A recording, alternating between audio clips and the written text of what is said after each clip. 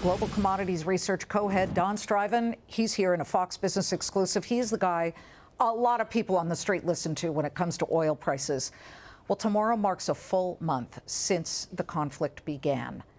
And right now, I am looking, if we can show an intraday of West Texas Intermediate, up 5%. I believe that's very close, if not at the session highs. Same with Brent. Yep. Where are these prices going until we get an answer from Iran about the 15-point plan, and will that even change anything?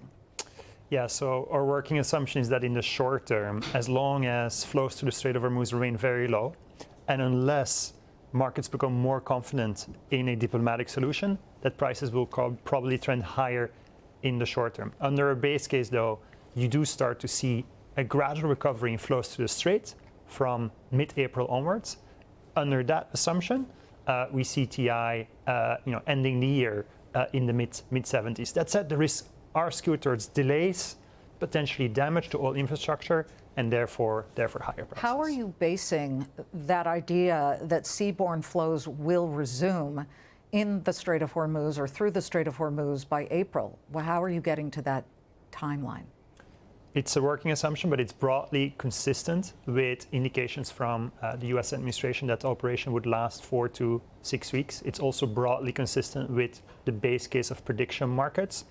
That said, we do think the risks, unfortunately, for the availability of energy in the world are skewed towards delays and therefore higher prices. It's interesting you just brought up prediction markets. Do you feel that prediction markets are now a legitimate source of this guessing game?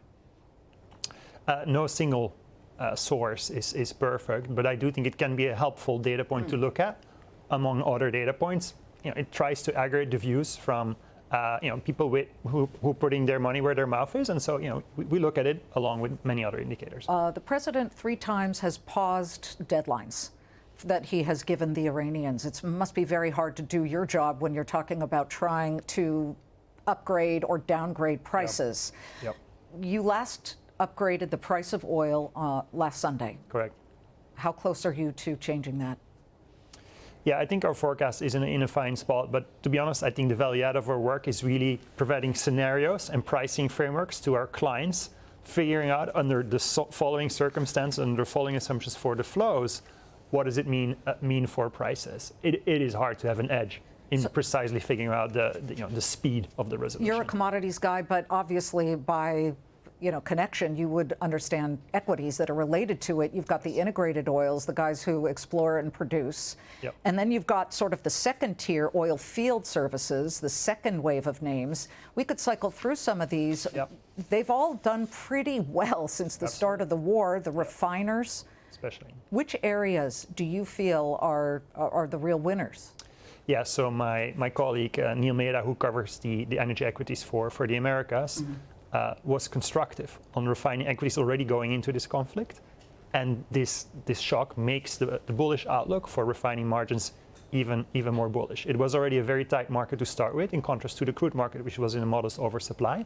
And in contrast to crude production, it may take more time for production of refined products in the Middle East to recover. So that's an area where the team is quite constructive. Let's also not ignore the fact that about 1/3 of the chemicals that go into fertilizer travel through the Persian Gulf, go out to the Indian Ocean, and get elsewhere to make fertilizer. This is a huge issue, and we've watched names like C.H. Robinson and Mosaic just go parabolic, obviously. How do you view that piece of this story? Yeah, so the Middle East is a very important exporter of fertilizers. Fertilizers are a key input into corn and other grains. And there are 2 reasons to expect somewhat higher agricultural prices, both because the fertilizers themselves get more expensive, and if there's less fertilizer available, the yields, how much corn farmers can make, is also potentially lower. More broadly, 80% of commodities baskets, the Beacom commodities baskets, are negatively affected from a supply perspective. It's pretty broad. Energy, fertilizers. We're coming up on the closing bell, but I have to ask you really quickly, the U.S. is energy dependent. Why is gasoline spiking here in the U.S. when we are energy dependent and have a lot? Yeah, so it's a pretty integrated global market.